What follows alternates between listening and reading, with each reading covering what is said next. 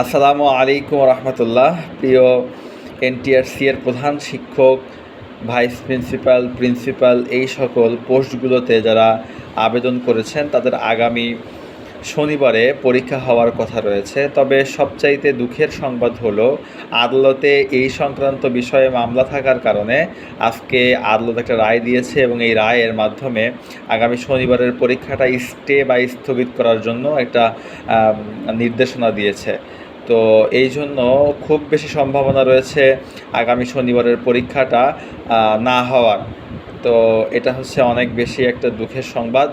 তবে যদি শনিবারে পরীক্ষা না হয় তাহলে আগেই সংশ্লিষ্ট কর্তৃপক্ষের উচিত হবে বিজ্ঞপ্তির মাধ্যমে শিক্ষক মহোদয়দেরকে জানিয়ে দেওয়া।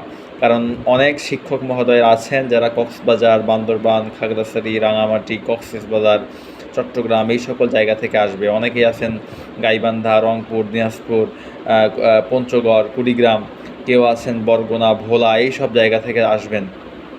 তো সেক্ষেত্রে যদি আগে থেকে জানিয়ে দেওয়া হয় তাহলে হয়তো তাদের অনেকাংশে ভোগান্তিটা কমে যেতে পারে। তো যাই হোক, আল্লাহ সবার ভালো করুক। সংশ্লিষ্ট কর্তৃপক্ষ যথাযথ সময় আপনাদেরকে সঠিক সংবাদটা জানিয়ে দিক সেই আশা এবং প্রত্যাশা করছি। সবাই ভালো থাকবেন। আসসালামু আলাইকুম রহমতুল্লাহ।